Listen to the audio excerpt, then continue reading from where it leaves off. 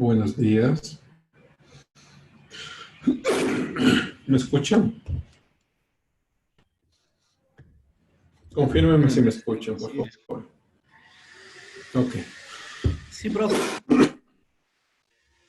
Gracias, Miguel. Ok. Espero que estén bien.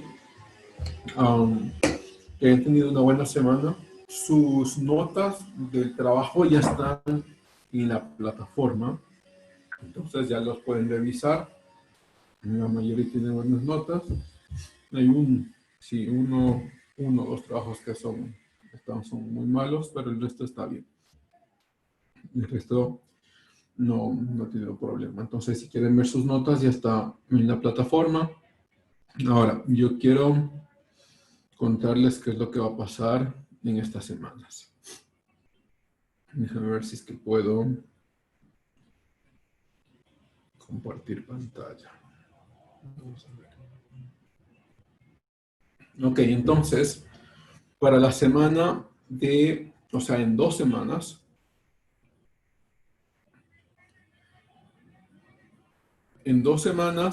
vamos a tener nuestro examen de primer parcial. Entonces, eso sería, para que lo puedan anotar, eso sería el 8 de julio. La semana del 8 de julio tendríamos nuestro examen de primer parcial. Esperemos que todo salga bien, pues que el sistema funcione y demás. El examen sería a través del aula virtual. Ya. Todos nos conectaremos al Zoom en el día, el 8 de julio, y en una ventana aparte, ustedes tendrían entonces acá, gente que se está uniendo recién, abrirían el aula virtual y empezarían el examen. El examen no va a durar mucho, será una media hora, 40 minutos, y lo haríamos entonces en 2 semanas. Ahora,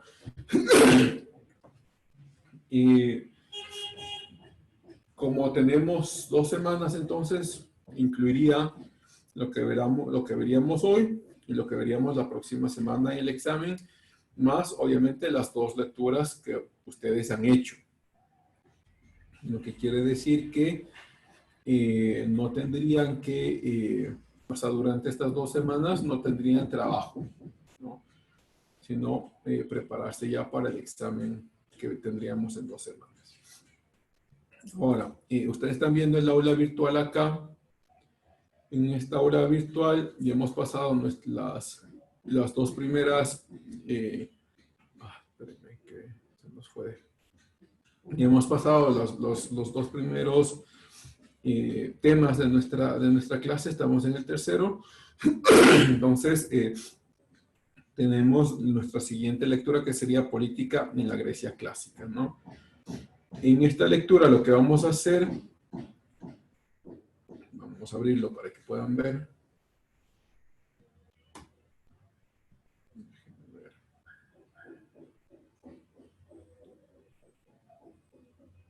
Lo que vamos a hacer con esta lectura es que no lo vamos a hacer como un trabajo. No sé qué no se me abre. No lo vamos a hacer como un trabajo de clase, sino que lo vamos a poner como, esto sería voluntario, ¿no? Como 2 puntos extras a el examen. Y esto sería voluntario, el que quiera realizarlo. Déjenme ver si es que se quiere bajar. Creo que depende del navegador, pero bueno, bajémoslo. Ahí está.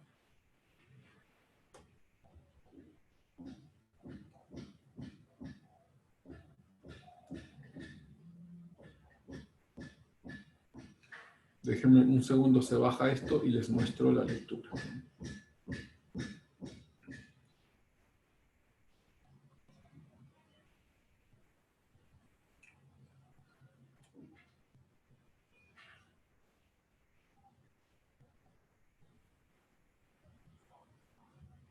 Ya falta poco. Ahí está. Okay. Entonces,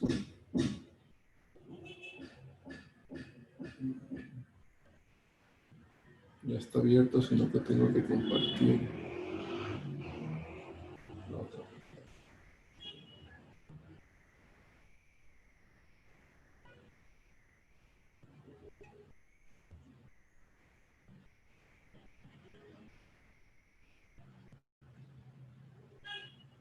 Entonces,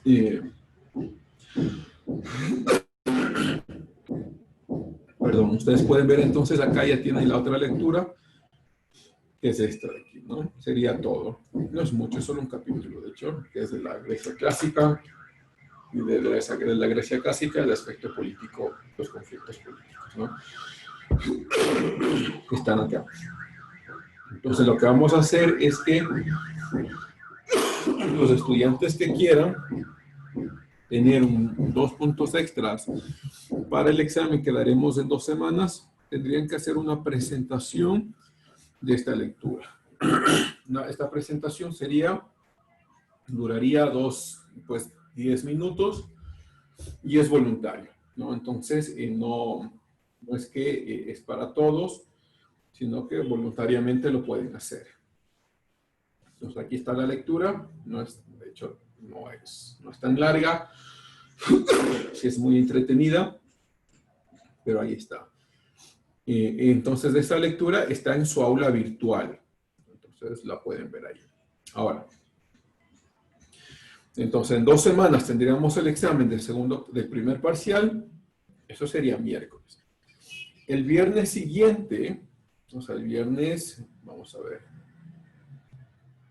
Ok, ya le he dado paso a Jennifer. Esperemos que ya se conecte. Entonces, veamos. Nosotros tenemos el 8 de julio, tenemos el examen. El viernes 10 de julio, claro, el 8 de julio, o sea, cuando vemos el examen al final, porque vamos a estar conectados en el Zoom, ustedes me dirán quiénes sí van a participar y quiénes sí van a hacer el trabajo. Obviamente, pues tendrían que ser responsables y decirme realmente quiénes sí. Y si es que me dicen que sí van a participar y al último no participan, pues también tendrían una penalidad, ¿no? Buenos días, profe. Hola, Jennifer. Recién se me estableció un poco el tema del internet. ¿Y me podría explicar, por favor, profe? No entiendo de qué está hablando. Está bien, Jennifer. Lo que les estoy diciendo, Jennifer, es que en 2 semanas tenemos el examen del primer parcial, ¿no? De todo lo que veamos hasta la próxima semana, más las lecturas. Entonces, este examen sería en la misma hora de clases, abriríamos el Zoom, y si es que Dios permite que todo salga bien, espero que sí, abriríamos simultáneamente el aula virtual, y en el aula virtual ya va a estar su examen. Entonces empezamos en punto en la hora de clase, tendríamos creo que media hora tal vez un poco más, para dar el examen, y daríamos el examen. Cuando terminemos el examen, automáticamente aparecerá ahí su nota, ¿no? De cuánto sacaron. El examen es igual que los exámenes que han dado conmigo antes, ojalá se acuerden, es de opción múltiple, serán alrededor de 20 preguntas y terminaremos entonces en la primera mitad de la clase. La segunda mitad de la clase, entonces, ustedes me confirmarán quienes sí quieren hacer el trabajo de recuperación. El trabajo de recuperación es la lectura que está en su aula virtual. La lectura se llama Política en la Grecia Clásica. Entonces, se pueden bajar la lectura Política en la Grecia Clásica. Harían entonces una presentación de 10 minutos. No tienen que entregarme nada escrito, pero sí la presentación oral de 10 minutos y lo haríamos para el día viernes siguiente. O sea, que sería el viernes 10 de julio. El viernes 10 de julio lo haríamos entonces a través de Teams, a menos que alguien me diga que no puede utilizar Teams, ¿no? Eso ya lo podríamos resolver. Pero lo haríamos a través de Teams. El día viernes 10 de julio lo podemos hacer en la tarde. Entonces lo podríamos hacer a las 4 de la tarde, ¿no? A las 4 de la tarde a través del Teams. Y si es que no nos da el tiempo, si es que hay gente todavía que no ha podido dar. Y por eso necesito además la lista, o sea, necesitaría que me confirmen el día miércoles quiénes sí, quiénes no, porque haríamos una lista de 10 minutos, o sea, empezaríamos 4, 4 y 10, 4 y 20 y así. A ver cuántas personas alcanzamos el día viernes y luego podríamos hacer el día lunes en hora de tutorías. Vamos a ver, ¿alguien se acuerda qué hora teníamos tutoría con ustedes? Lo busco acá. Con ustedes tenemos tutoría el día viernes de 9 a las 9 de la mañana. Entonces, el resto de estudiantes podrían dar el día lunes a las 9 de la mañana. Obviamente no es obligatorio y no esperaría que tampoco, pues, lo den todos, ¿no? Profe, una preguntita. ¿A qué hora Sí, dijo que iban a dar el viernes? el viernes sería a las 4, Ok, por profe, Teams, gracias. ¿no? En nuestro grupo de Teams. Y Ya, el profe. día lunes sería entonces a las 9. Y lo que les estaba diciendo es, entonces, si es que ustedes me dicen, sí voy a dar, y a la final no se presentan, también tendrían una penalidad, porque tienen que ser responsables, ¿no? Si es que no van a dar, no pongan su nombre ahí de gana, ¿no? Porque quita el tiempo para otra persona que sí quisiera dar. Entonces, eso. Tendríamos, como les decía, miércoles 8 de julio, el examen y el viernes 10 la recuperación para los que quieran. Esto a través del Teams, ¿no? El viernes y el lunes sería a través del Teams. ¿Ok? Eso. ¿Alguna pregunta de las 2 próximas semanas que tenemos? Pues lo que quiere decir que no les voy a mandar ningún trabajo en estas semanas, ¿no? No tendría ningún trabajo, sino prepararse ya para el examen. Entonces, les espero. Si es que alguien quiere hacer alguna pregunta, lo pueden hacer este rato.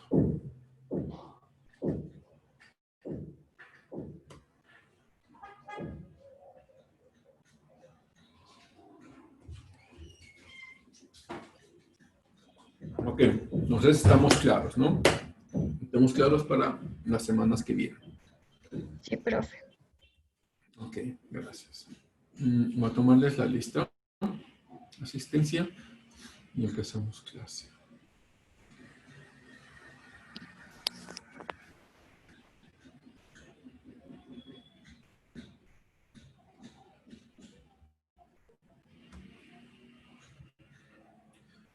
Ok, Nadia. Presente. Gracias, Jessica Guinda. Presente, profe. Gracias, Jennifer Avilés.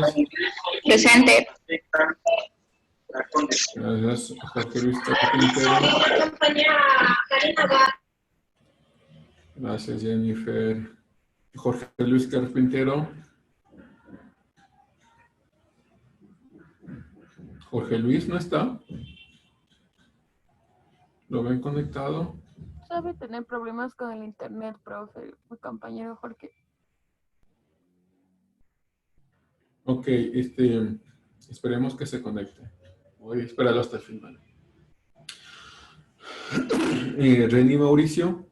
Presente, profe. Gracias, Fernando Cushi. Fernando.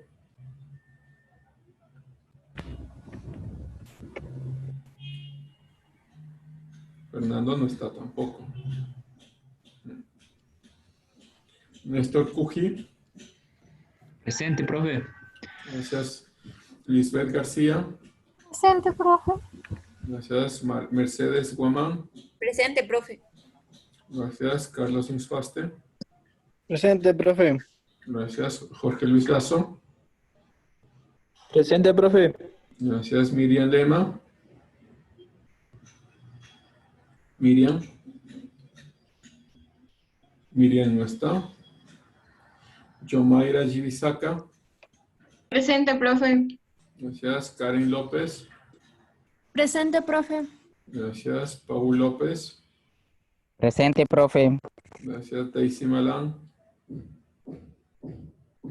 Daisy no está. Retirada, Esa profe. compañera que se retiró, profe. Ok, está retirada. Gracias. Ah, Jan Alexander Méndez. Jan. Tenía problemas con el internet, me dijo Jan Méndez. Ok, esperemos que se conecte hasta el final, ¿no? Y estaba tratando de arreglar eso, profe. Ok, esperemos entonces. Erika Minga. Presente, profe. Gracias, Jorge Obregón. Presente, profe. Gracias, Víctor Hugo Orozco.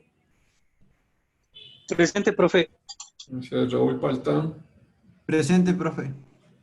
Gracias, Miguel Pilco. Presente, profe. Gracias, Doria. Buenos días, profe. Presente, profe. Buen día, Cristian Kissing. Presente, profe. Gracias, Catherine Ramos. Presente, profe. Gracias, Jennifer Salazar. Presente, profe. Gracias, Diego Sandoval. Presente, profe. Gracias, Magali Serrano. Magali. Magali no está. Buen día, profe. Sí, aquí estoy presente. Magali, gracias.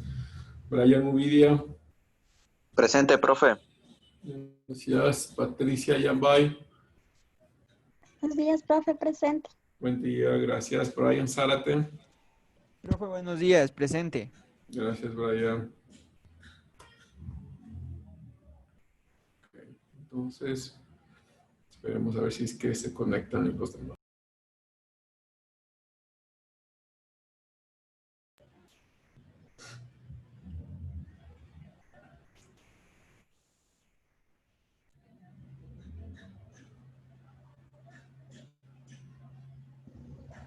Profe, la compañera Miriam me acaba de comentar que tiene problemas con el internet, que se le está así como yendo y viniendo y tiene problemas. ¿Quién? ¿Quién otra vez? Miriam Lema. Ok. Bueno, esperemos, ojalá pueda conectarse hasta el final de la clase. Fernando, ya te he puesto, ¿no? Recién acabas de entrar y ya te puse la asistencia.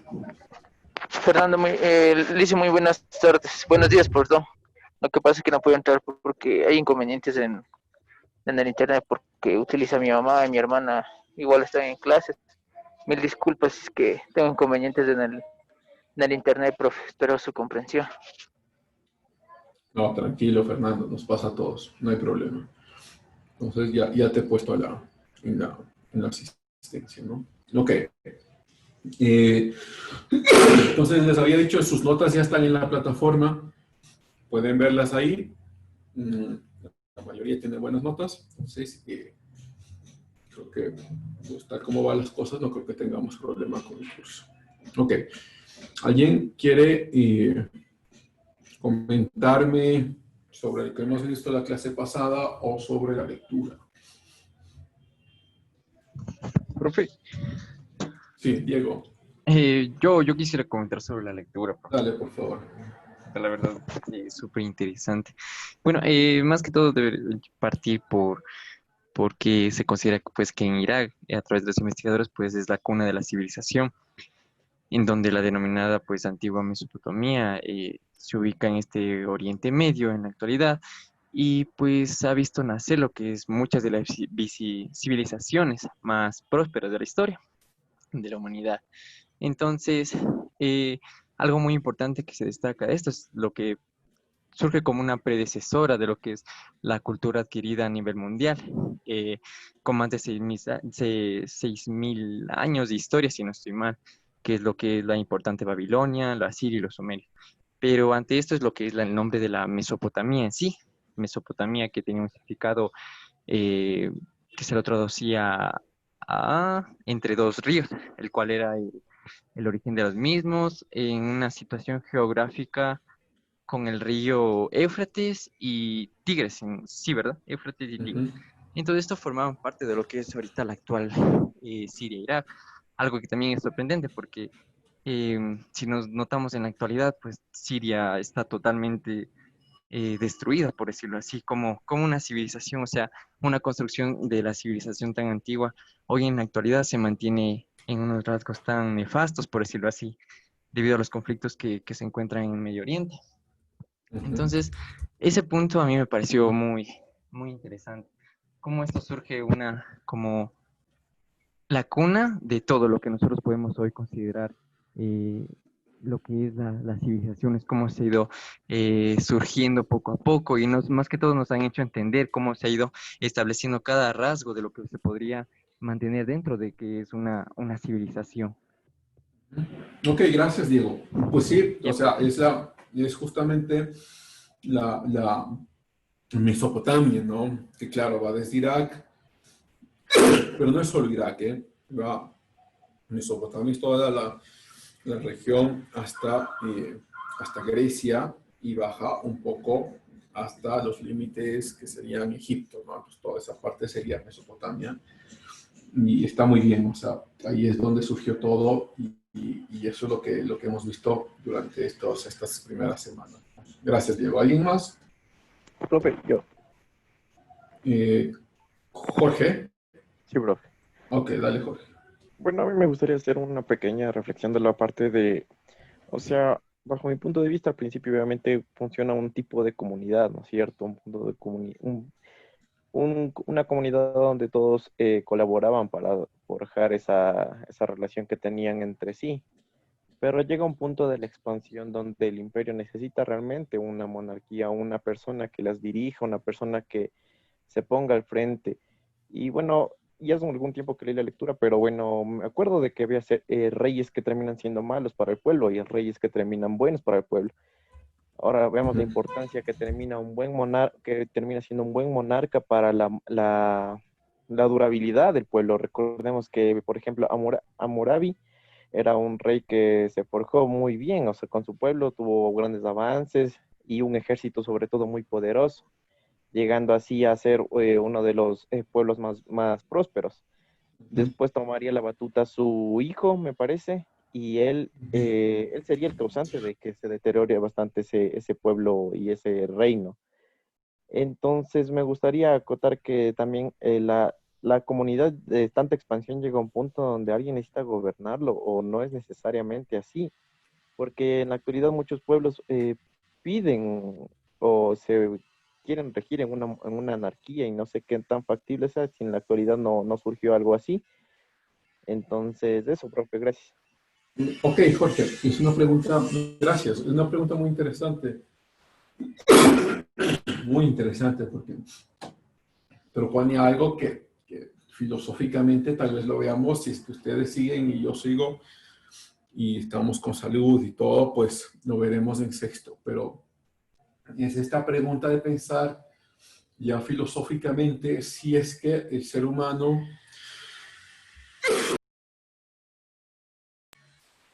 si es que el ser humano es naturalmente bueno o es naturalmente malo.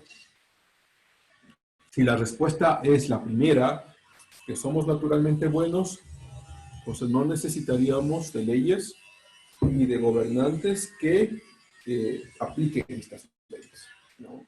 Ni que dirijan estas leyes, al fin y al cabo, o que dirijan la nación. Porque naturalmente seríamos buenos y pensaríamos en lo bueno para la nación, en lo bueno para nosotros, en lo bueno para la ciudad y bla, bla. Si es que la respuesta es la segunda, que somos naturalmente malos, pues ahí sí necesitamos de leyes que restrinjan nuestra actividad malevolente. Necesitamos, Miriam se salió otra vez. Necesitamos pues necesitamos de un gobernante que nos dirija y que nos ayude a ver qué es lo mejor para nosotros, porque nosotros no necesariamente lo podemos ver por la malevolencia que existe entonces en el ser humano, ¿no? Ahora, depende cómo uno decida responder la pregunta. Sin embargo, creo yo que por lo menos para mí, la respuesta es muy clara, ¿no? Entonces, la anarquía sería la aceptación inherente, no explícita, de que somos naturalmente buenos. Esa sería la anarquía. Entonces, como somos naturalmente buenos, no necesitamos de un gobierno ni de leyes que nos gobiernen. Ahora, piensa a ver si es que esto es posible, ¿no? O pensemos todos a ver si es que esto es posible. A ver, veamos cómo sería una ciudad o una nación, una cultura sin normativa. Y las leyes no tienen que ver con esté registrada en la Constitución, porque los pueblos, por ejemplo, pueblos o comunidades, no tienen registradas sus leyes, pero hay normativa. Entonces, si cometes algún acto, estas comunidades tienen su propia normativa y te van a castigar con su propia normativa. No es que estamos pensando en el sistema de legalidad en algo que está escrito. No, no. Yo cuando hablo en este caso específico de legalidad, estoy pensando como en toda la normativa que existen en las comunidades, o en normativas que existen entre pueblos, incluso familias, ¿no? Tú tienes normativas en la familia que no están escritas. Tú sabes, cuando tu papá te dice no, o sí, cómo funciona esto en su casa. Y si es que si no cumples la normativa, ¿cuáles son entonces las consecuencias de vida? ¿No? Entonces, eso me parece a mí que es parte de esta idea de legalidad. Entonces nos enfrenta quizá con esta pregunta, ¿no? ¿Cómo respondes a esta pregunta? Como digo, si la respuesta es que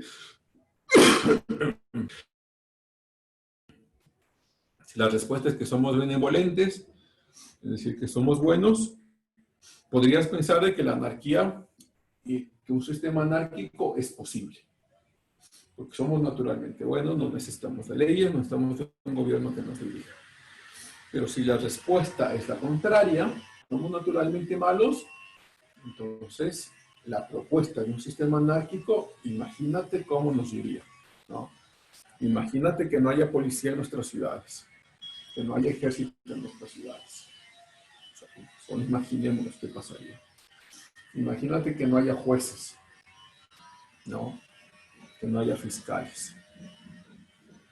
Pensemos a ver cómo nos iría, ¿no? Y resulta que lo que vamos a hacer es, si es que pensamos que podemos vivir así, indirectamente, en el tiempo, sistemáticamente, rápidamente vamos a crear nuestra propia normativa. Y vamos a decir, bueno, no hay gobierno, no hay policía, no hay ejército, nos armamos en los barrios y vamos a poner orden en el barrio. Entonces, lo que estamos dando es una respuesta a que no hay ejército y no hay policía, y como nos estamos armando en el barrio, estamos poniendo nuestra propia legalidad en el barrio, entonces es una respuesta inmediata de decir que sí, somos naturalmente malos, entonces necesitamos poner reglas. No sé si quieras comentar algo ahí, Jorge, o cualquiera, ¿no?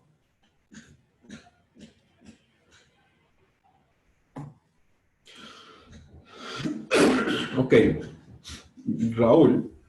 Profe, bueno, yo quería primero, antes que nada, acotar algo a la lectura. Por ejemplo, a mí me pareció sumamente interesante que desde las primeras civilizaciones que surgieron como tal en Mesopotamia, tomando en cuenta que se asentaron ahí porque habían dos ríos, tanto el Tigris como el Éufrates, pero aparte de eso también algo que me sorprendió es su conocimiento ya, su desarrollo, su evolución en cuanto a la agricultura, porque implementaron sistemas de agricultura, y se hicieron el cambio drástico que ahí en la lectura explicaba, de ser nómadas a ser sedentarios. Entonces, con ese cambio, ese cambio que significó algo rotundamente importante, porque no tan solo cambiaba sus rutinas de vida, sino que iba a cambiar también, y eso también ahí creo que es importante, profe, tal vez que reflexionemos, que ese cambio de asentarse en un solo lugar hizo que las personas fueran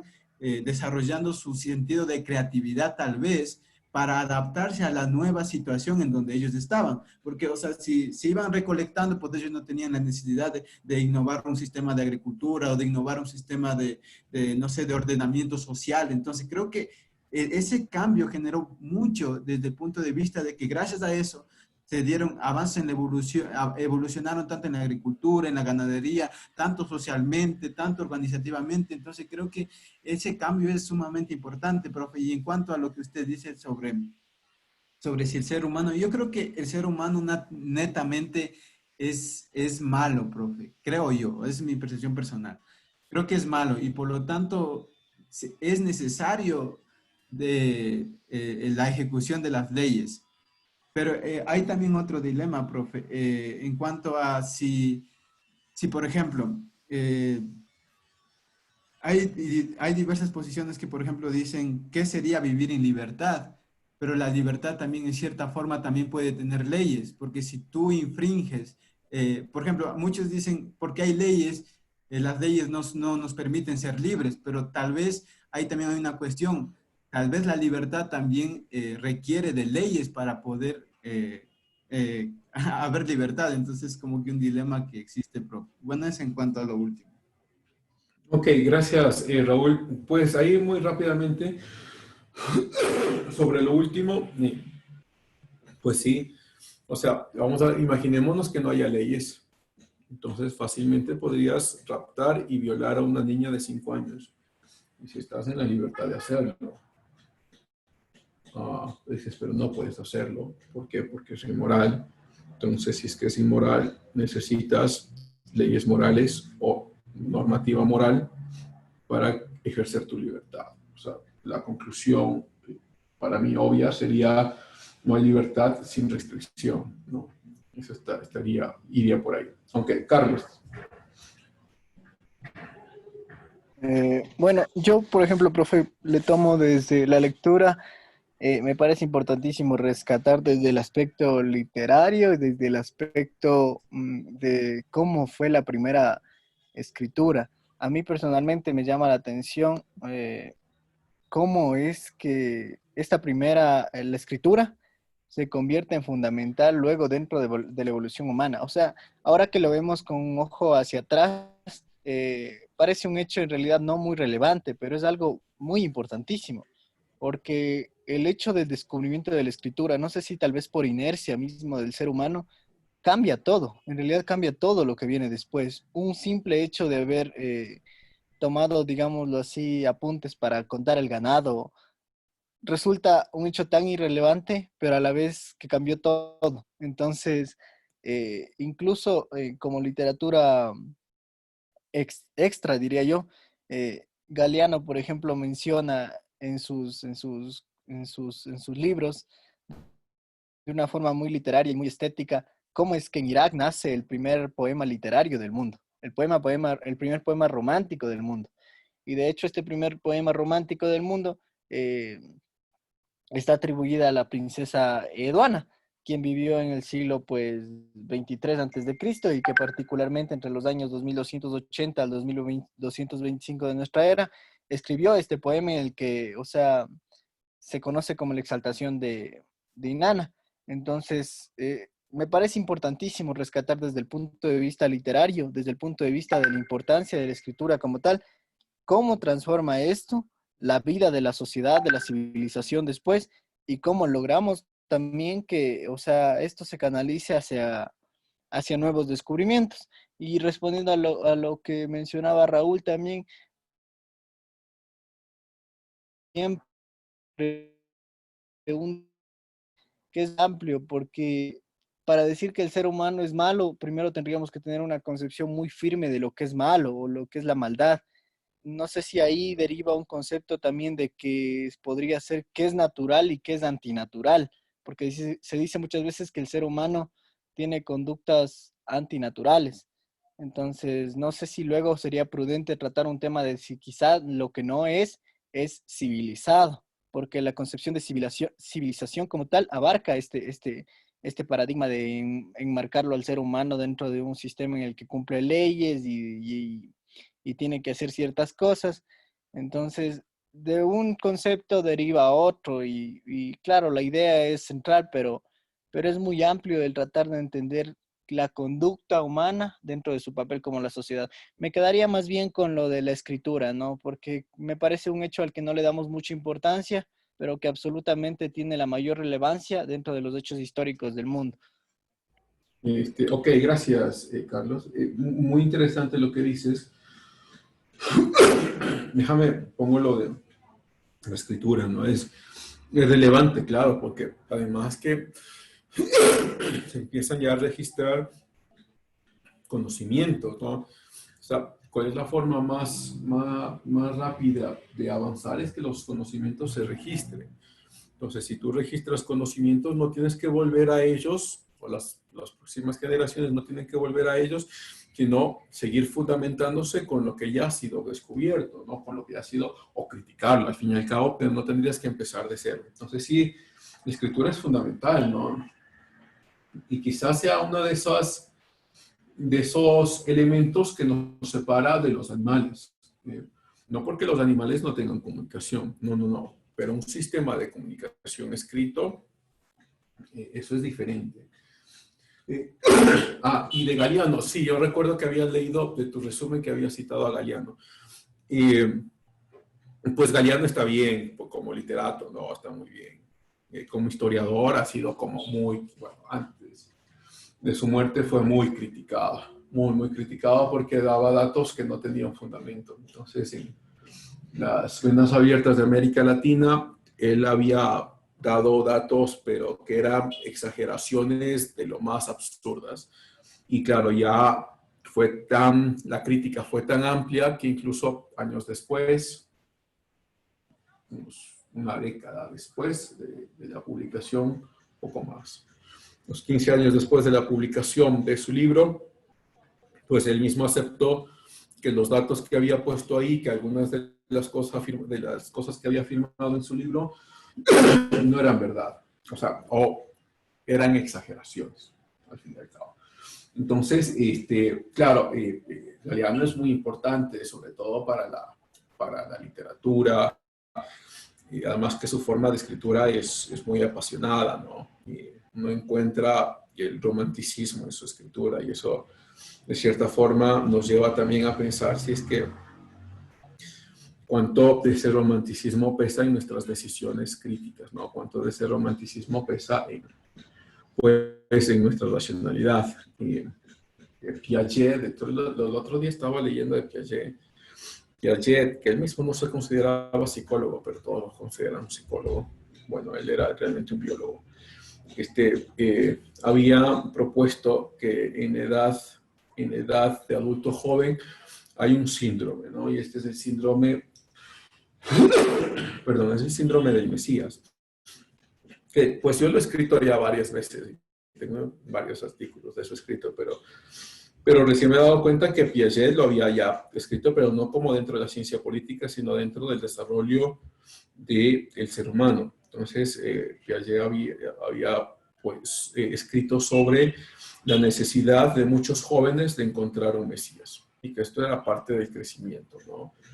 Pero que obviamente esto se extrapola y resulta que queremos ser jóvenes toda nuestra vida y queremos un Mesías incluso cuando estamos de viejos. Entonces hay algo ahí biológico que será para otra clase, que ahí tendría yo también mucho que decir, pero ahí hay algo biológico y psicológico que llevaría a una cierta parte de crecimiento de nuestra psique, buscar líderes que son mesías, ¿no? Estamos buscando siempre el revolucionario que venga a fundar nuevamente la nación, que venga a recomponer todo, que venga, bla, bla, ¿no? Esa es la idea de mesías. Entonces, creo que sí, pues es importante. Sobre el otro, sobre civilizado y natural, pues sí, hay mucho que decir de eso. Ahí diré como un comentario chiquito nomás. Pensar en lo natural, bueno, ahí es como complicado, ¿no? ¿Qué es natural? Y una de las preguntas que me parece a mí fundamentales es pensar, ¿es el sexo natural? Si tú dices, sí, el sexo es natural, entonces podrías preguntar lo siguiente, ¿es la violación natural entonces? No, pero es que la otra persona no ha aceptado. No, eso no, la aceptación ni la hemos puesto en la mesa. Que la aceptación es natural, ahí pues entraríamos en conflicto, ¿no? Y no digo con Carlos, sino digo en general. Digo en conflicto porque la aceptación viene de un diálogo y el diálogo viene únicamente de bases racionales. Entonces pareciera que la razón incluso puede ir en contra de la naturaleza. Con la razón puedes decir, aunque quisiera tener sexo, no voy a tenerlo. Aunque sea natural. Y sobre lo civilizado también hay mucho que decir, ¿no? Porque era muy civilizado, y de hecho vamos a hablar hoy de Grecia, pero era muy civilizado tener sexo anal en Grecia. Y este sexo anal era sobre todo entre hombres porque pues había una concepción muy amplia de que tener sexo entre hombres y mujeres, como la mujer tenía menos valor que el hombre, denigraba al hombre. Entonces el hombre podría denigrarse fácilmente teniendo sexo con mujeres, sino por el hecho de que quisiera tener un hombre como herencia, ¿no? Y por eso el homosexualismo es como muy aceptado en Grecia y después en Roma, hasta Octavio. Octavio como cambió eso un poco. Y entonces sí, hay mucho que decir ahí, que es lo que consideramos como civilización también, ¿no? Y sobre la parte ontológica de la moralidad, que es otro tema gigantesco. Pero chévere, gracias por los comentarios, Carlos. Profe, yo quería comentar algo, sino Jennifer, que no sé cómo dale. levantar la manito ahí. Ok, no hay problema, Jennifer. Te Bueno, escuchamos. algo a mí que me pareció interesante fue con respecto a Hammurabi, o sea, muy aparte de su código y todo eso, es como ellos, se podría decir que no tomaban en cuenta, o no sé cómo decirlo, para sus próximas generaciones, o sea, de sus mandatos, cuando comenzaban sus próximas generaciones a gobernar, estos prácticamente duraban un poco periodo de tiempo, o sea, eran derrotados. Entonces aquí una parte interesante que decía es que ellos no tomaban en cuenta estas proezas militares para continuar, como lo decían, por ejemplo, los casitas que ellos tomaron muy en cuenta lo que son las tradiciones del servicio militar que se daban anteriormente y la organización y también en su desarrollo.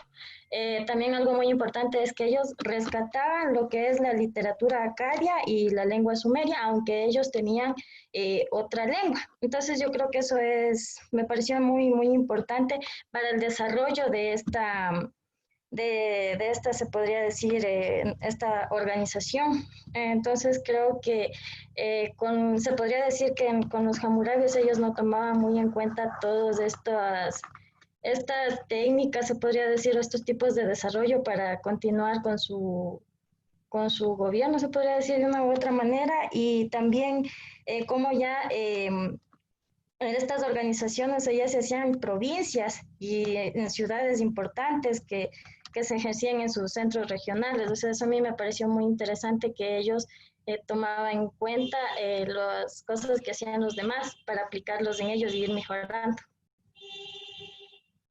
Ok, gracias, Jennifer. Es interesante lo que mencionas.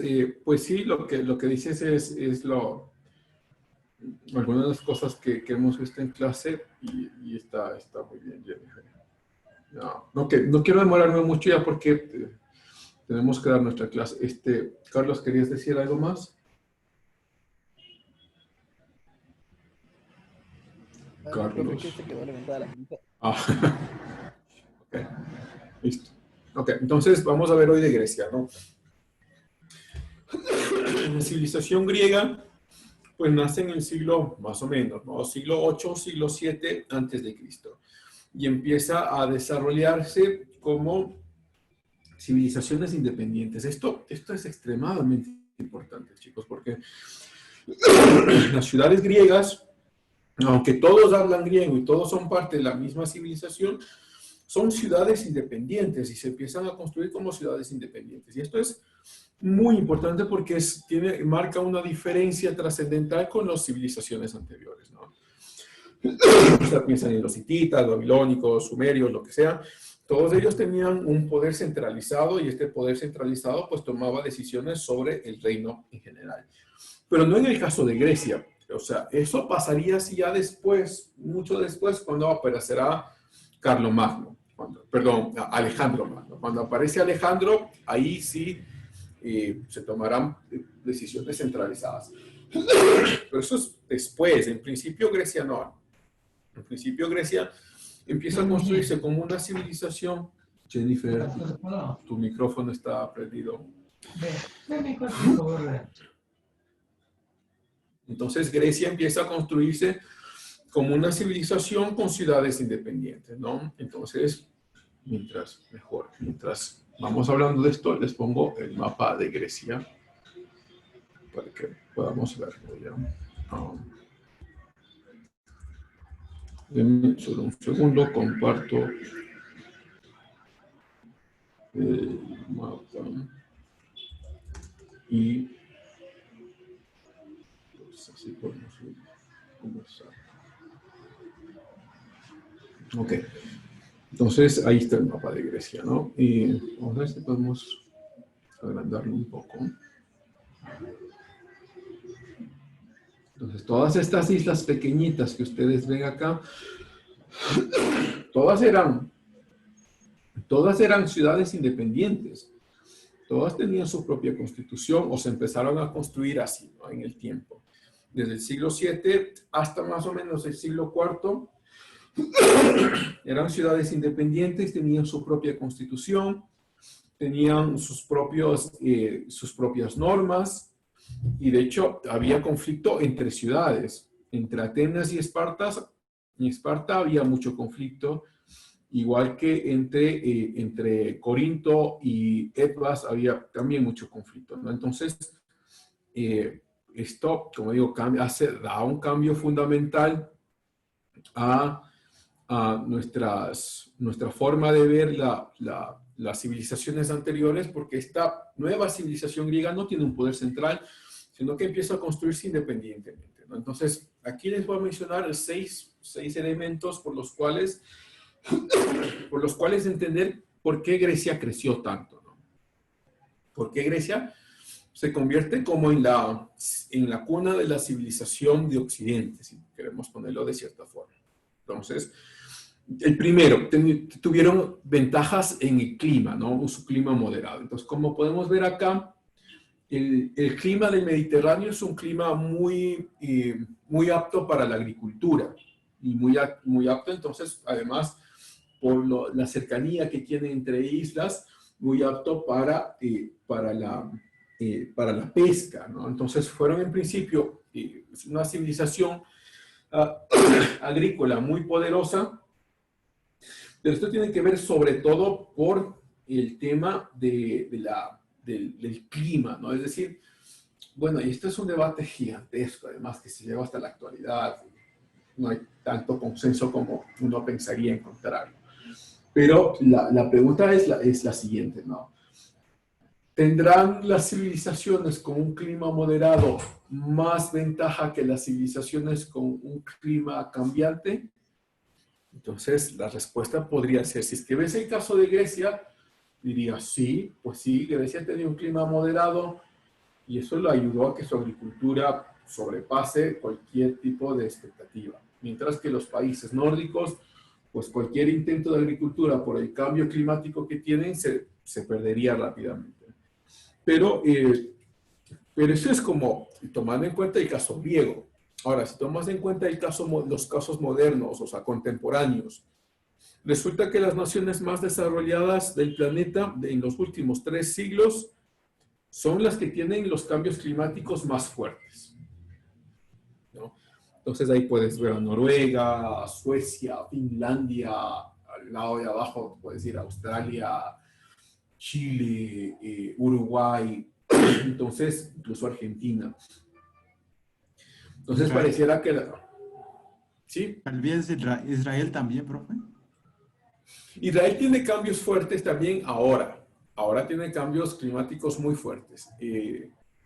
Y sobre todo, bueno, en el caso de Mesopotamia, me refiero más a la parte de Irak, de Israel, Jordania, Siria. El problema es que los cambios climáticos no son como sísomas, no son como cambios por épocas del año, ¿no? Sino que en un mismo día, si tú estás en el desierto, te puedes morir de frío, o sea, literalmente morir de frío en la noche o quemarte asado en el mismo día durante el día en el desierto, ¿no?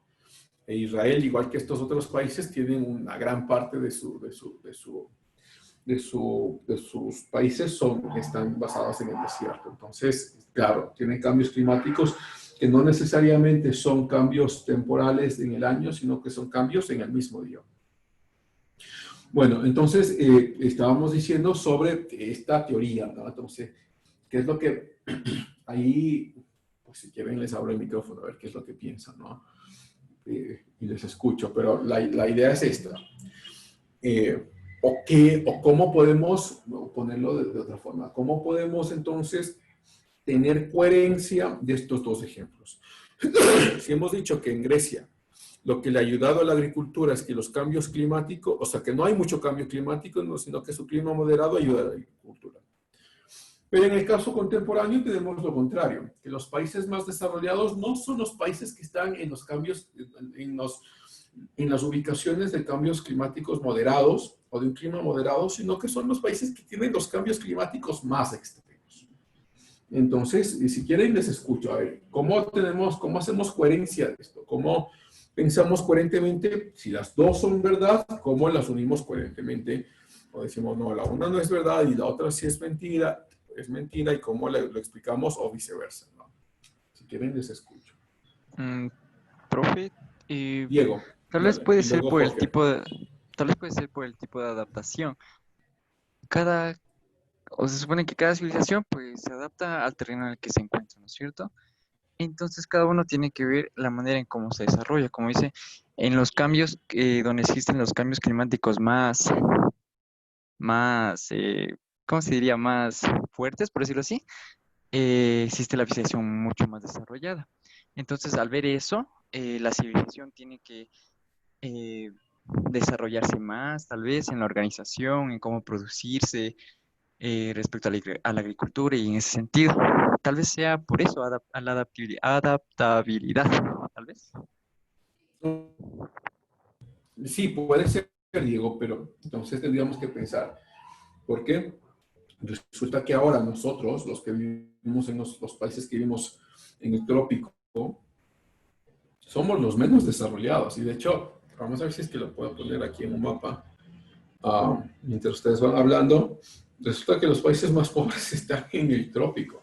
O sea, los países o sea, en los lugares donde uno pudiese decir hay más prosperidad en la antigüedad, como en Grecia, porque los climas son moderados, ahora son los países más pobres los que se encuentran en esos climas moderados, ¿no?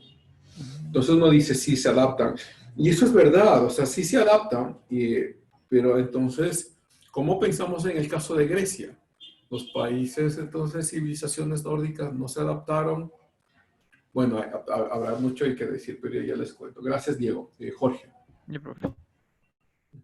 Bueno, profe, yo me voy más por el lado de, bueno, haciendo una reflexión al principio, los países que tienen el peor clima y los que tienen el mejor clima, por ejemplo, tienen un fenómeno que en los países que tienen el mejor clima, en este caso Grecia, como usted nos menciona, a largo plazo vamos a presenciar un fenómeno de sobrepoblación. Países como Noruega y los nórdicos, e incluso mismo Chile, que bueno, por su clima no es tan favorecido, pero por ejemplo, hablamos de que solo creo que tiene 15 millones de habitantes, me parece, o no recuerdo muy bien, pero bueno, Noruega, que no tiene un buen clima, solo tiene 5 millones de habitantes. Para la cantidad de territorio que tiene, yo creo que a largo plazo sale muy fructífero. También esa densidad de población muy, muy variable, ¿no? Entre esos países, por ejemplo, Grecia, que es densamente poblado, ¿no?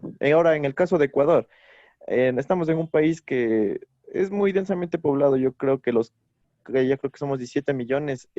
Para el territorio, es mucha gente. Entonces, yo creo que depende también de eso en ocasiones. Obviamente los recursos se van haciendo más costosos para la población que los está habitando. Ok, Jorge, gracias.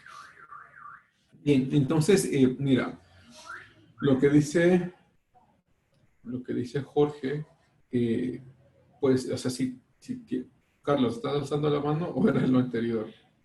No, sí estaba alzando, profe. Ok, dale, les escucho. Pero, profe, por ejemplo, claro, sería muy importante relacionar con el clima, con todo lo que tienen, por ejemplo, países como Grecia, los países nórdicos. Y ahora, claro, Latinoamérica tampoco no se queda atrás porque los pisos climáticos que poseemos son tan varios que te puedes meter en la selva en el oriente y tranquilamente puedes estar en un clima frío en cuestión de horas. Y creo que, claro, sería lógico pensar que a veces eso puede ser ilimitante, pero, por ejemplo, el caso de Dubái. Dubái también tiene un, un clima, digámoslo así, que en ciertas horas del día es sofocante.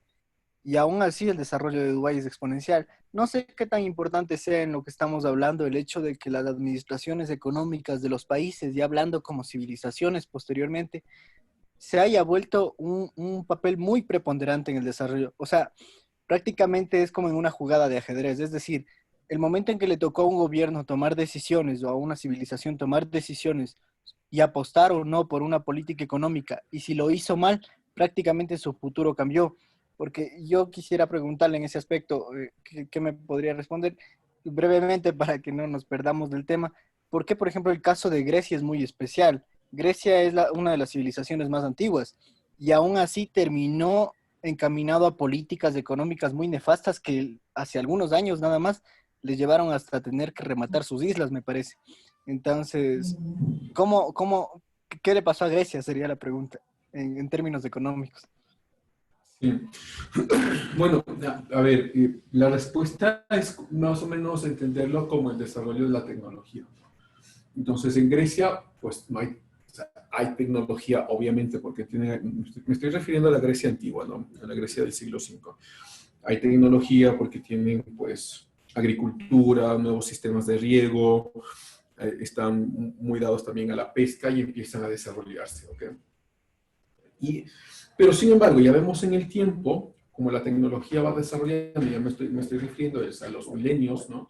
La tecnología se va desarrollando tanto que en los últimos 200 años hemos descubierto, y de hecho podríamos hacerlo como mucho más complicado. En los últimos 100 años hemos descubierto más que en toda la historia de la humanidad.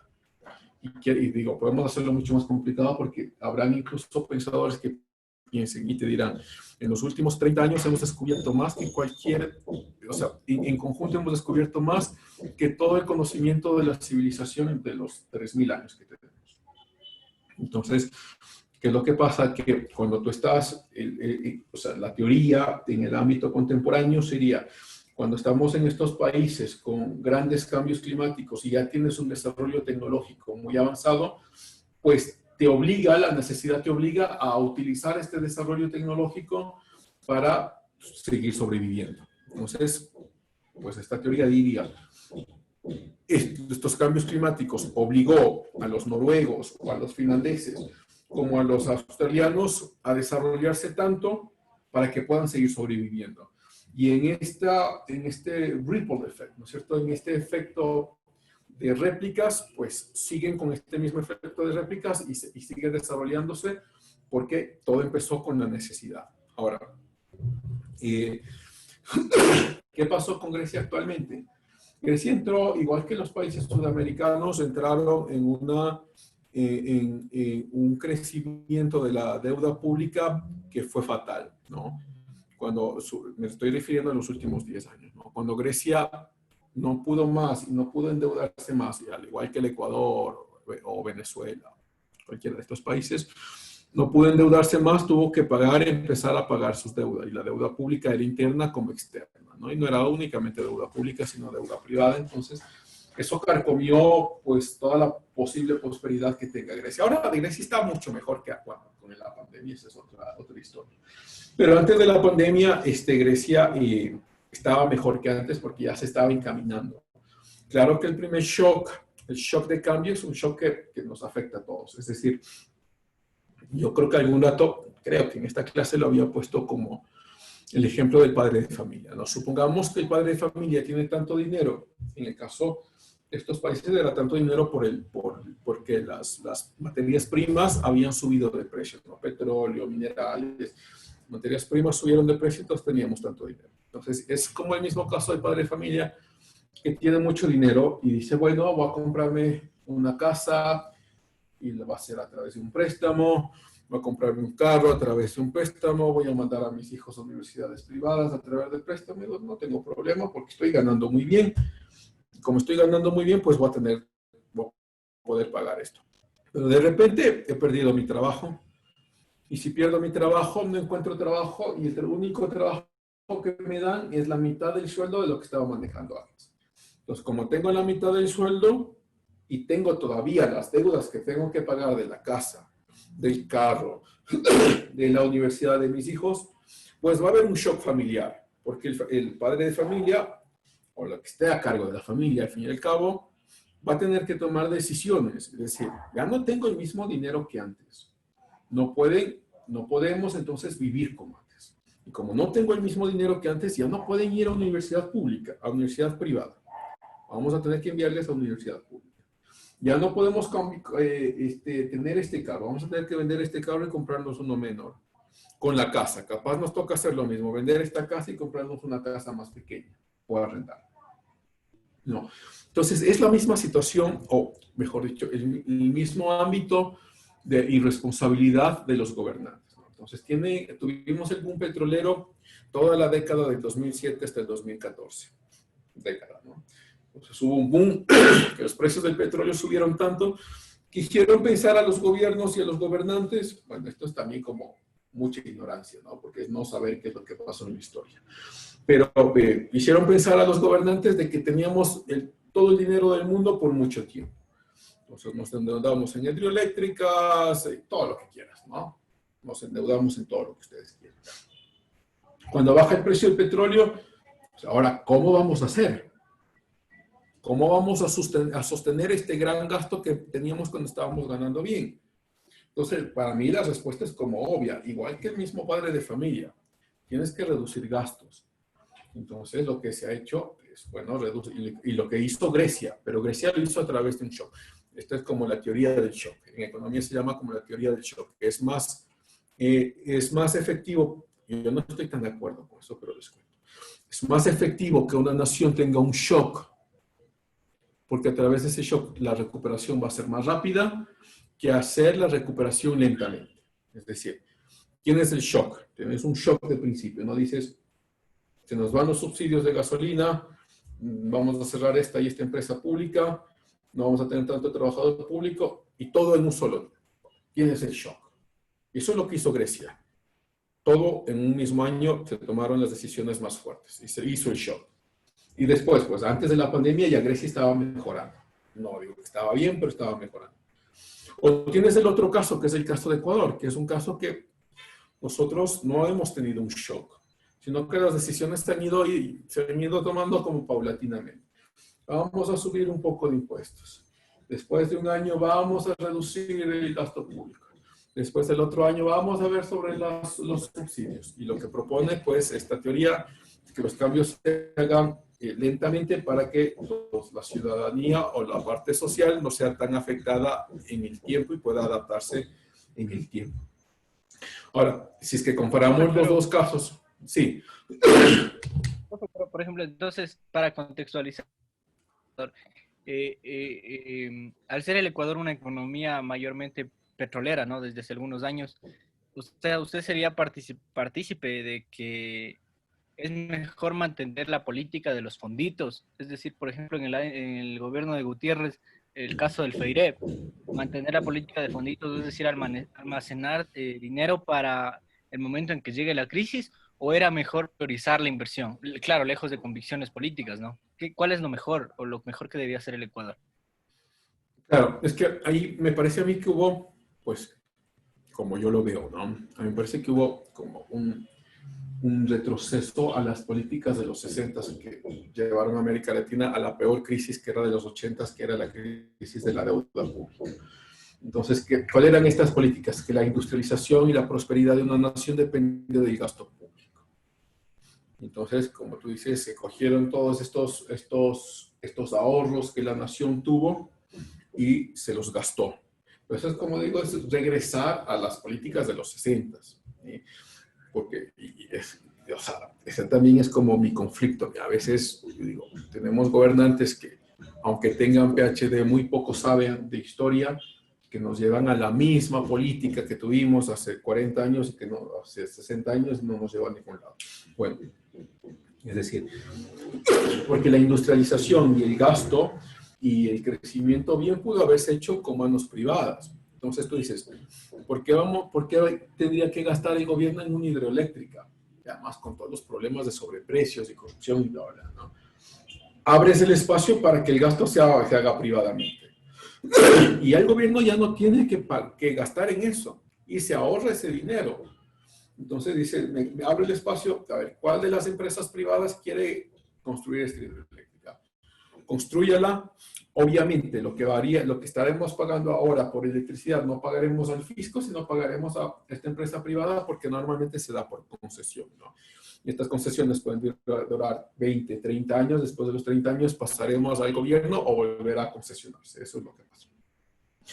Pero a la ciudadanía, pues al fin y al cabo, le da lo mismo porque lo que estamos pagando por electricidad lo puedes pagar al gobierno como una empresa privada. Digo, al fin y al cabo vas a tener que pagar.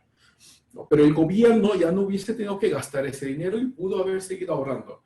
Entonces, dices, ¿todas las hidroeléctricas pudieron haberse hecho a través de manos privadas? Sí.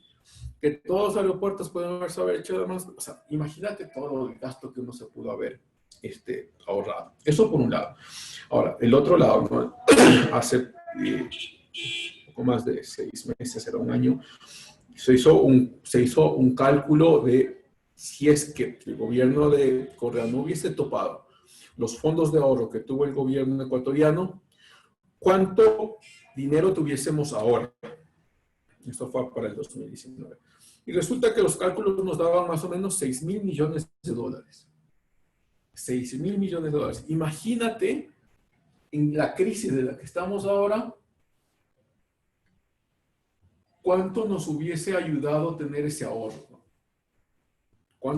Porque la idea de tener un gasto público es que el gasto público ayude a la población y ayude al país cuando estás en crisis, no cuando estás en bonanza, ¿no? Sino cuando estás en crisis. Entonces, imagínense con 6.000 millones de dólares todo lo que hubiésemos podido hacer en este momento y nuestra situación económica fuera muchísimo mejor que la situación que tenemos ahora, pero muchísimo mejor. Entonces, creo que y de hecho la nueva ley, la ley que se acaba de aprobar hace una semana, propone otra vez la creación de fondos. Claro que eso es un problema porque no hay dinero. Y aparte de eso quieren una presión para crear fondos. O sea, sí, los tiempos son como equivocados, ¿no? Tú ahorras cuando tienes dinero, pero cuando no tienes dinero quieres ahorrar es muy, muy difícil. Entonces ahora quieren ahorrar. Sí, ahora quieren ahorrar, está bien, ahorren, pero lo que van a conseguir, o sea, es como, estamos en tiempos equivocados. Cuando tú tienes mucha prosperidad, ahí es cuando debes ahorrar, para cuando las vacas flacas vengan y puedas utilizar lo que has ahorrado para pasar ese tiempo de crisis. Pero no lo contrario, ¿no? Lo que hicimos es lo contrario. Cuando tuvimos prosperidad, gastamos toda la prosperidad posible, nos vino la crisis y nos quedamos sin nada. Y eso en términos como muy generales, hay mucho, mucho que decir, pero ahí está. Y a menos que tengan alguna otra pregunta, y si no, yo regreso. Sí, Raúl. No, solo, profe, respecto al tema, tal vez también es el hecho de que muchas de las veces se ve al Estado como el padre del pueblo, en el sentido de que, por ejemplo, en Venezuela, ¿qué pasó cuando Chávez ascendió al poder? Cuando Chávez ascendió al poder, pues fue estatizando todas las empresas privadas. Entonces, en cuestión de hacer creer al pueblo de que el gobierno tiene que cargarse de todos los asuntos y de tomar el control de todas las, en este caso de las empresas privadas, de la cuestión de todo lo relacionado a la industria. Entonces, en ese sentido, profe, tal vez en Ecuador se trató de hacer algo parecido y se trató de invertir el dinero que se tenía por los ingresos del petróleo en tal vez crear industrias para que supuestamente esas industrias puedan sustentar al Ecuador. Pero cuando trataron de hacer esto en esta cuestión, pues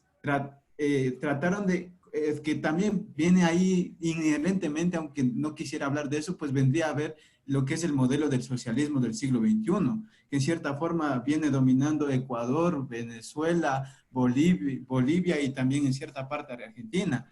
Entonces, con Cristina Kirchner. Entonces, la cuestión de aquí es que, por ejemplo, este modelo propone que el Estado se encargue de todo y la empresa privada, pues sacar a la empresa privada con el discurso de que el capitalismo es el gran enemigo del pueblo. Entonces, en esta cuestión, el Estado se carga o se sobrecarga de todo y de satisfacer todas las necesidades del pueblo. Y entonces, como usted dice, cuando vienen los tiempos malos, entonces el Estado ya no puede resistir, ya no puede seguir invirtiendo por haber sacado a la empresa privada o al ingreso privado. De ahí, entonces, en esa cuestión, el Estado se queda sin sustentabilidad y pasa lo que pasa, se quiebran las empresas estatales, se reduce el gasto público, entonces como que viene un colapso ahí a cuestión de hacer ese falso discurso del socialismo, que supuestamente el capitalismo debe estar fuera de un Estado, cuando netamente no es así, cuando netamente debería haber una coherencia entre los dos, una estabilidad, más no predominar el Estado como padre y hacerle mal al capitalismo,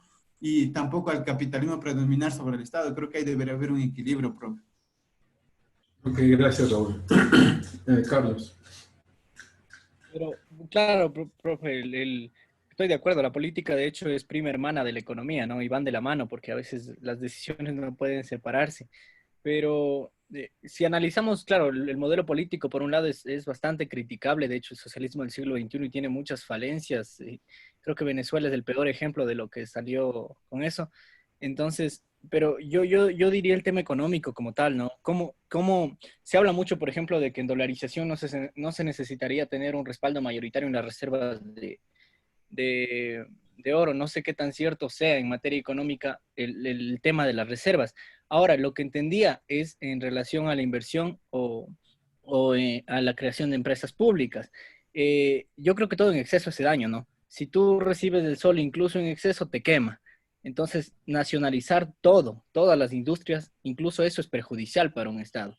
Entiendo el punto positivo que quiso hacer el gobierno, ¿no? Hacia recuperar un poco este discurso de nacionalizar las minas, las hidroeléctricas, pero creo que en exceso también es perjudicial. Y cerrar las puertas a la industria privada es bastante perjudicial, sobre todo en el desarrollo de un país.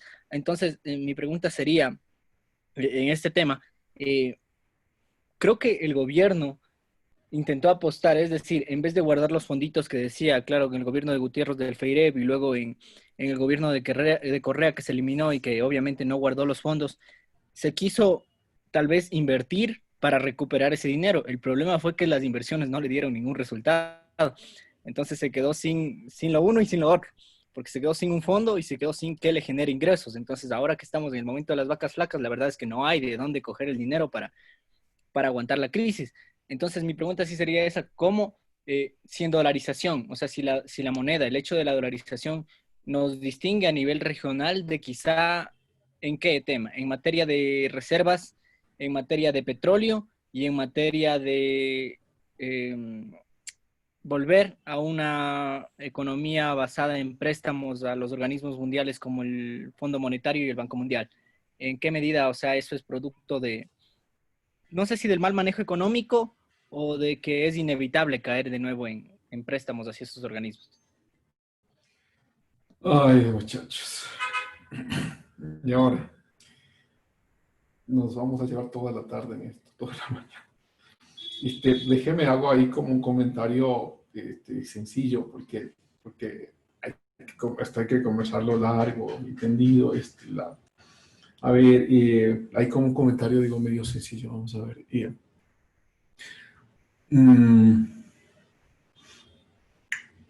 A ver, tal como yo lo vería, ¿cuál es el beneficio del mercado? El beneficio del mercado es que hay muchas empresas que compiten, y si las empresas compiten, los precios disminuyen porque necesitan clientes, y cuando los precios disminuyen, entonces los clientes ven, este precio es mejor que el otro, pero también tienen decisiones sobre la calidad. Este producto es de mejor calidad que el otro. Entonces, cuando el beneficio del mercado es que los consumidores pagan menos y la calidad mejora. Ahora, cuando el gobierno viene al mercado y daña la situación del mercado, y la puede dañar de varias formas. Se voy a expropiar este esta empresa y expropia esta empresa. Y además, como el gobierno dice, pues que los pobres y demás, vamos a subsidiar esta empresa, ya no me paguen lo mismo, páguenme menos porque el gobierno ahora va a subsidiar esta parte del pago, ¿no? ¿Qué es lo que pasa con esto? Que las empresas se destruyen, pero inmediatamente.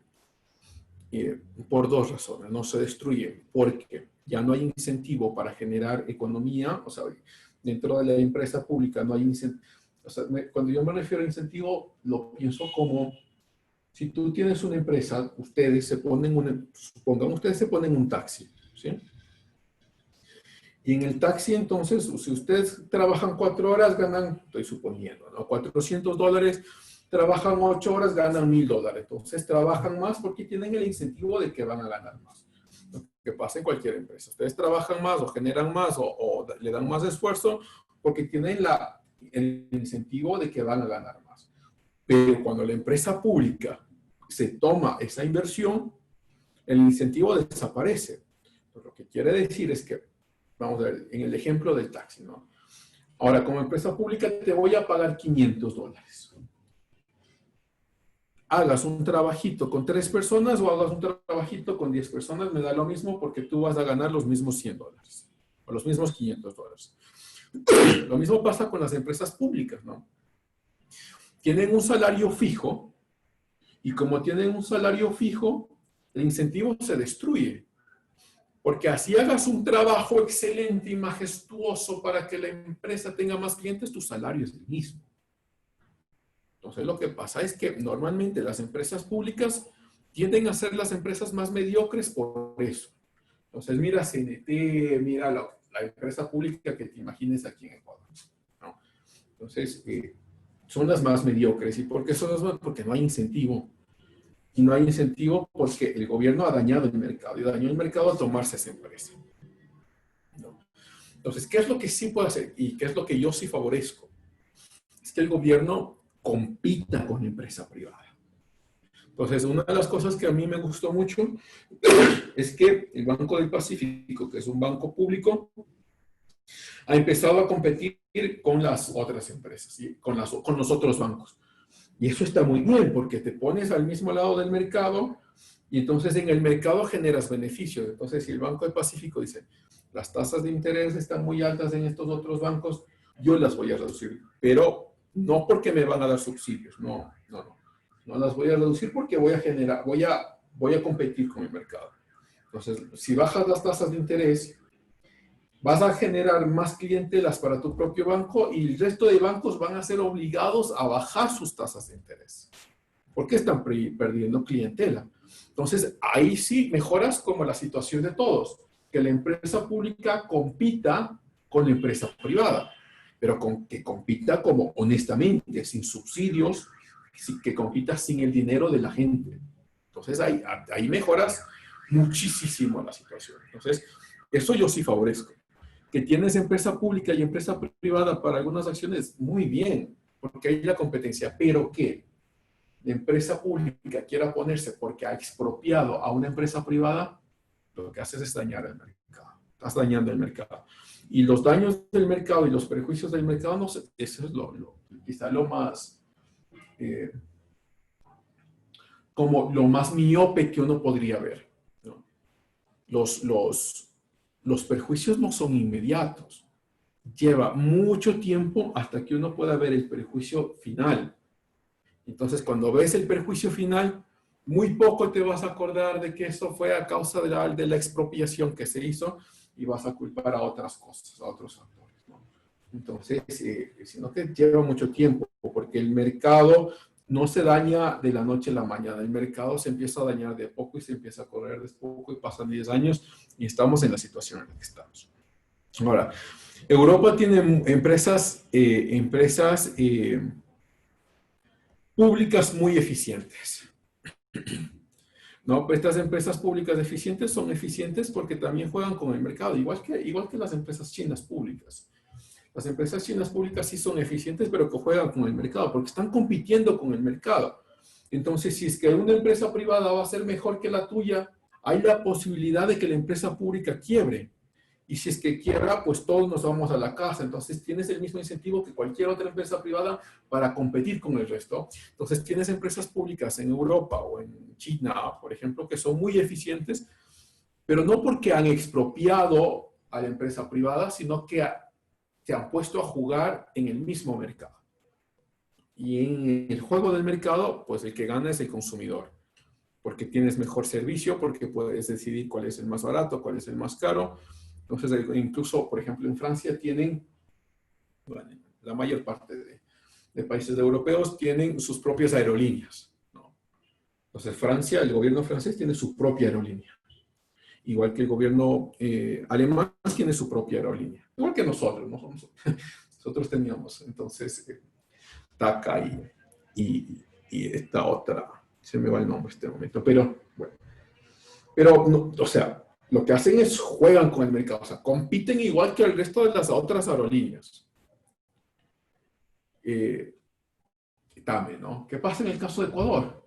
Ecuador tiene una sola empresa pública de aerolíneas y no hay empresas privadas. Y como no estás compitiendo con el mercado y además que le pones subsidio a TAME, pues ¿cuál es la consecuencia obvia? Que TAME va a desaparecer. Igual que cualquier empresa pública que no esté jugando con el mercado, con las reglas del mercado van a desaparecer.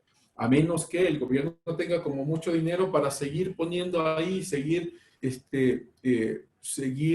sosteniendo la vivencia de estos elefantes, ¿no? Entonces creo que esa es una parte de la respuesta. Y hay otras cosas. Bueno, sobre la dolarización, eso hay que hablar mucho. Sobre las reservas, no, sí necesitamos reservas, sobre todo para los eventos de reducción de la masa monetaria. Para eso se necesitan reservas. Y hay otras cosas que decir, pero si quieren pueden hacer un comentario final y si no, pues sigamos con nuestra clase.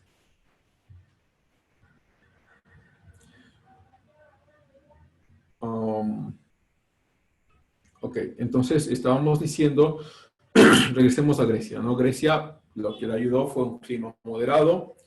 Un segundo factor que ayudó mucho a Grecia fue que hubo una mezcla de culturas y esto fue favorable porque vinieron el know-how, el conocimiento de otras culturas, ¿no? Entonces, como Grecia empezó a crecer mucho, muchos empezaron a migrar a las islas griegas porque había prosperidad y como migraron, el conocimiento de estas otras culturas también lo trajeron a Grecia y entonces hubo una mezcla de conocimiento que ayudó mucho.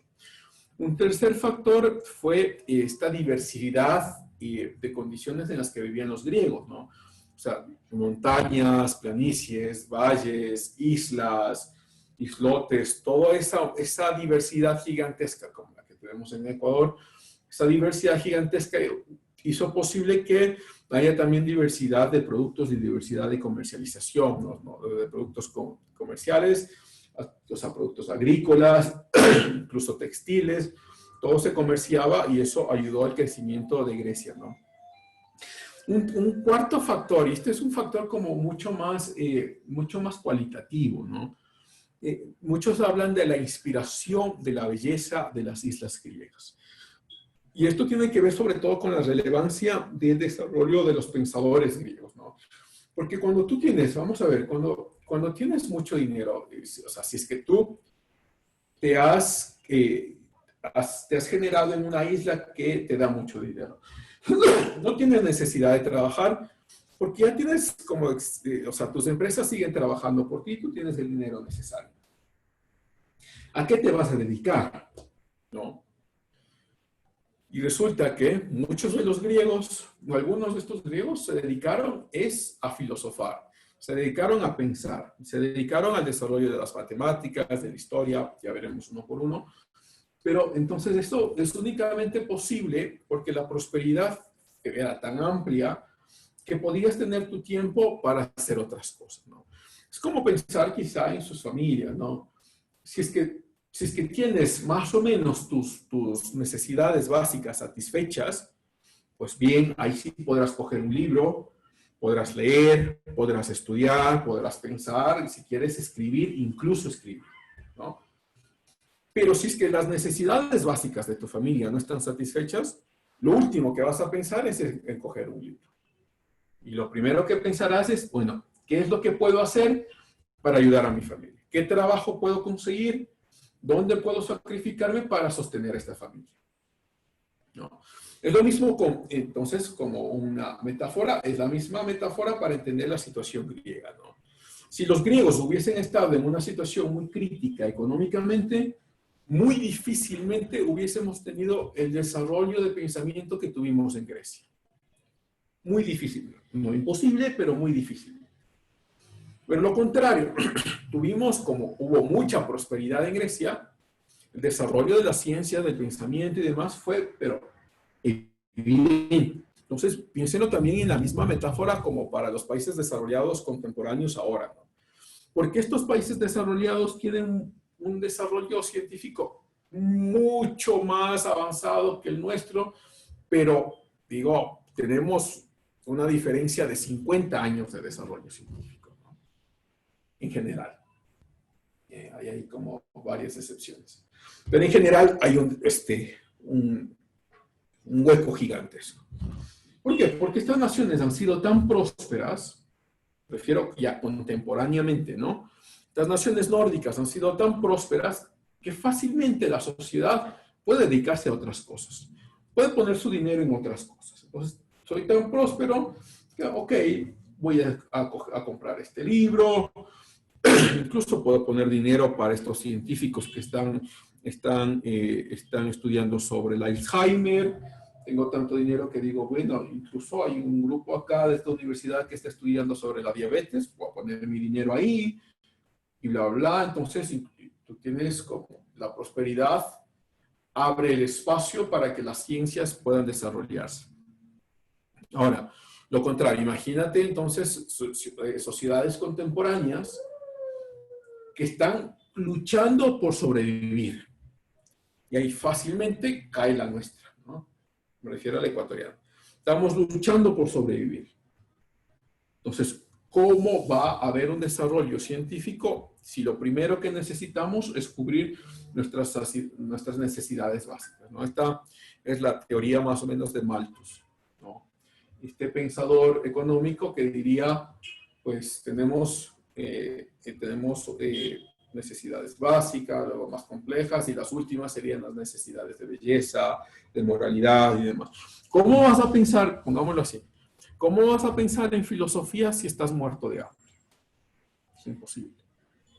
Primero comes, miras qué va a pasar mañana, cómo te vas a sustentar mañana, y luego lo que quieras. Podemos pensar de economía, filosofía, lo que quieras. Entonces, yo lo que he encontrado es esto, miren. Hay muchas familias, bueno, no es una crítica, es simplemente una descripción, ¿no?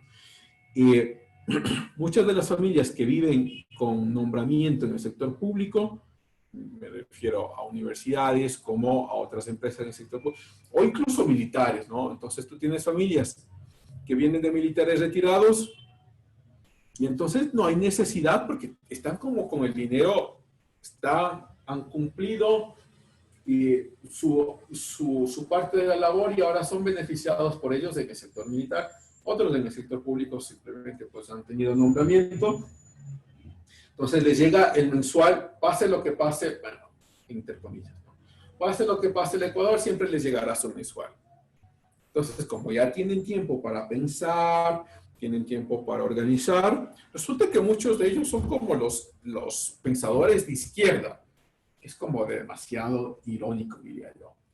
¿Y qué son estos pensadores de izquierda? Pues los que tienen los pensadores, me refiero, ¿no? Que tienen sus necesidades básicas satisfechas. Y se ponen a pensar que el gobierno, todo es culpa del gobierno, bla, bla, bla, ¿no? Pero el resto de personas que no tienen esas necesidades satisfechas, pues te dejas llevar por estos cantos de sirena, porque no puedes tú hacer la investigación de ver si lo que piensan es verdad o no. Tu cabeza debe estar en cómo sobrevivo mañana. Entonces, decía, este punto, que es el punto 4, sobre la inspiración derivada de la belleza de las islas griegas es únicamente entendible porque hay prosperidad. Si eres pobre, lo último que vas a ver es que la ciudad es bella, ¿no? Y hablar de belleza. Okay.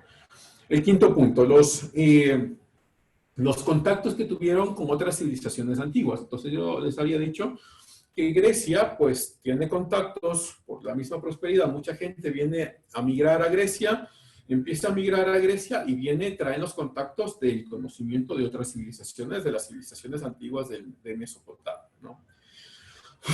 Y últimamente, o sea, y el último punto, que sería quizá un punto muy relacionado con los otros dos anteriores, es que las oportunidades económicas fueron abiertas por la ubicación de las islas. Entonces, las islas tienen ubicación que les acerca tanto a Europa como a África y como a Mesopotamia. Y eso hace que su comercio crezca, y cuando su comercio crece, entonces, pues obviamente toda la prosperidad crece. Y ahí voy a poner una lista que ustedes estaría muy bien si es que lo anotan, ¿no? ¿Qué es lo que salió de Grecia? Los principales filósofos que ustedes los conocen: Sócrates, Platón, Aristóteles. Los principales historiadores, ¿no? Tucídides, Heródoto quizás es el más famoso, científicos como Pitágoras, Tales de Mileto, Hipócrates. Estos hay que hablar un montón, individualmente hay que hablar muchísimo. Euclides, escritores como Homero, Sófocles, Aristófanes, artistas como Praxíteles, ya les voy a escribir acá.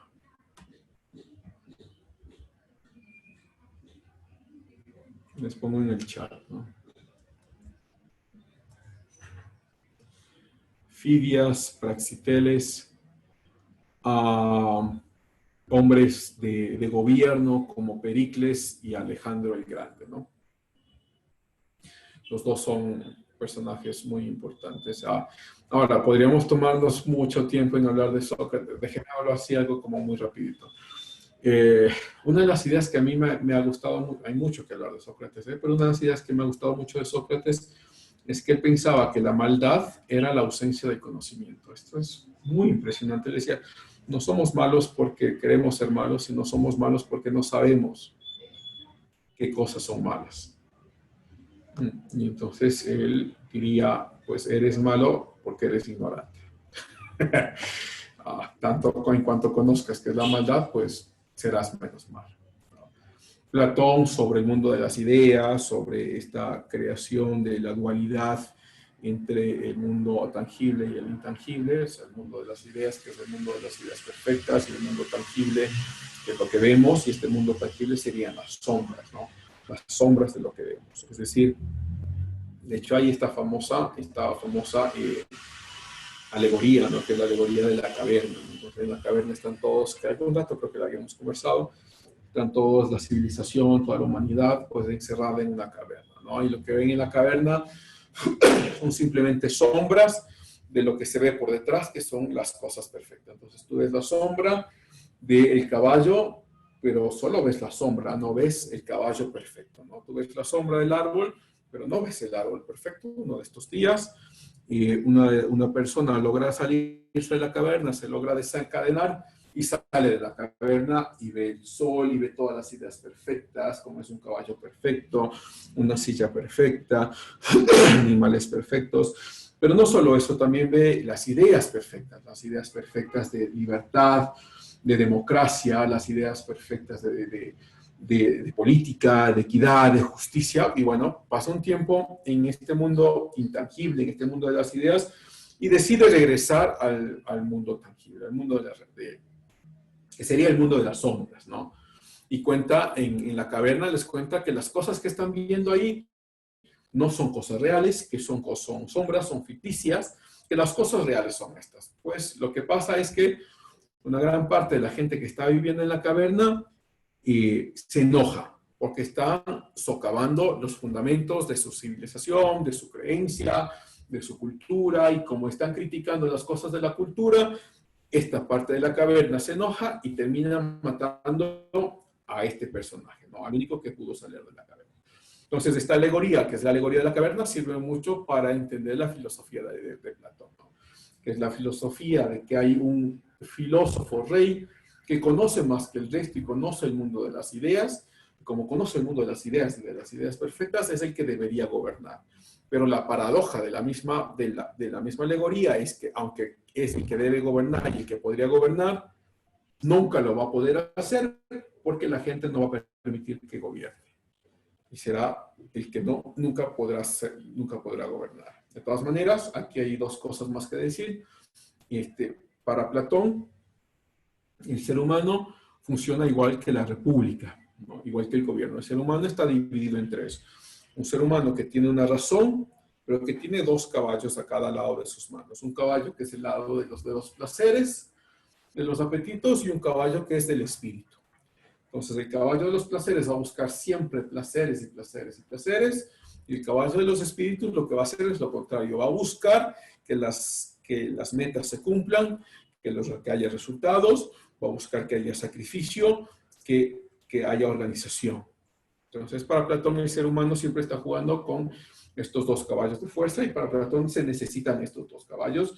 Pero Platón cree que también la república funciona de la misma manera.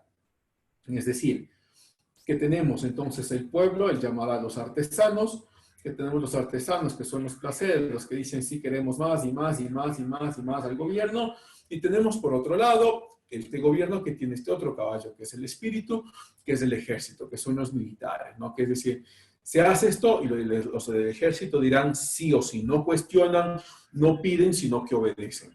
¿Hay que hacer esto? Sí. ¿Hay que cumplir este objetivo? Sí. No hay cuestionamiento. Entonces, para Platón es el filósofo rey el que debe comportarse como este gobernante y el que debe manejar con prudencia estos dos caballos que son los artesanos o los apetitos y el ejército o el espíritu, ¿no?